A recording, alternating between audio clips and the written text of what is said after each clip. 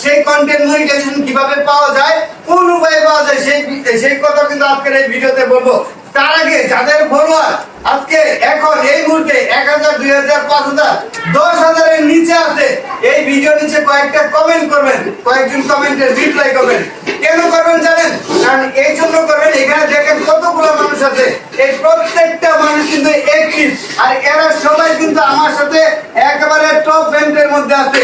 Top fan যারা, তারা কিন্তু এই কমেন্টগুলো রিপ্লাই করবে, সরাসরি আপনাদের সাথে যুক্ত হয়ে যাবে। এইভাবে আপনি একজন 100% অ্যাক্টিভ ইউজার পেয়ে যাবেন। প্রত্যেকটা আইডিতে আমি বলবো একজন অ্যাক্টিভ ইউজার 1 লক্ষ ফলোয়ারের সমান। একজন অ্যাক্টিভ ইউজার যদি আপনাকে একটা কমেন্ট করে, তাহলে ওর যে ফ্যান ফলোয়ার আছে, ওর ওইখানে আপনার ভিডিওটা সাজেস্ট করা হয়। এর ফলে কিন্তু আপনার ভিডিওতে যদি ভালো সাউন্ড না থাকে, ভালো ভিডিও না হয়, তারপরেও কিন্তু সে কমেন্ট করার কারণে আপনার ভিডিওটা অনেকের কাছে পৌঁছে যায়।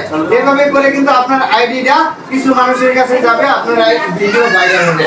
এখন বলতে চাই, যারা দীর্ঘদিন যাবত কাজ করতেছেন, 1 মাস, 6 মাস, 1 বছর, 2 বছর ধরে কাজ করতেছেন, মনিটাইজেশন পাচ্ছেন না, ফেসবুক আসলে মাঝে মধ্যে আমাদেরকে একটা অফার দেয়, একটা সুযোগ দেয়।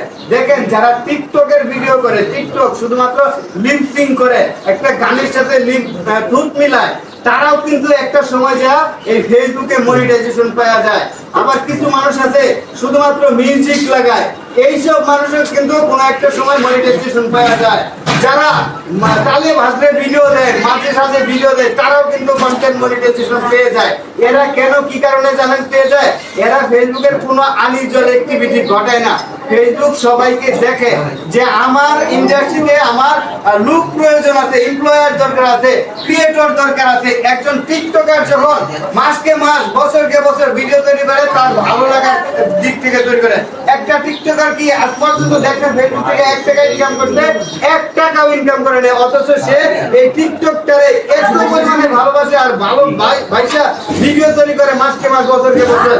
তেমনি ওই টিকটকারটাই ফেসবুকে ভিডিও চালায়, টিকটকের ভিডিও, সে কিন্তু জানে না যে টিকটকের ভিডিও চালে মনিটাইজেশন দেয় না। কিন্তু 6 মাস, 1 বছর একটানা কাজ করার ফলে, নিঃস্বার্থ কাজ করার ফলে ফেসবুক তাকে কমিউনিটি গাইডলাইন দেয়, ফেসবুক তাকে স্প্যাম দেয়, ফেসবুক তাকে কপিরাইট দেয়, তারপরে সে মনিটাইজেশন পেয়ে যায়। কেন পেয়ে যায়, কি কারণে পেয়ে যায়? ফেসবুক দেখে এটা একটা শিল্পী, ফেসবুক দেখে এটা একটা ক্রিয়েটর, ফেসবুক দেখে এর ভিতরে কাজ করার ইচ্ছা আছে, তখন তাকে মনিটাইজেশনটা দিয়ে দেয়। মনিটাইজেশন দিয়ে দেওয়ার ফলে তখন সে কিভাবে কাজ করা যায়, কিভাবে ডেভেলপমেন্ট হওয়া যায়, তখন এটা দিয়ে সে কাজ করতে শুরু করে। এর ফলে ফেসবুক একটা প্রকৃতপক্ষে কন্টেন্ট ক্রিয়েটর পেয়ে যায়। আর আপনাকে আমাকে কেন দেয় না মনিটাইজেশন জানেন? কারণ আমরা কোনো নিয়মই ফলো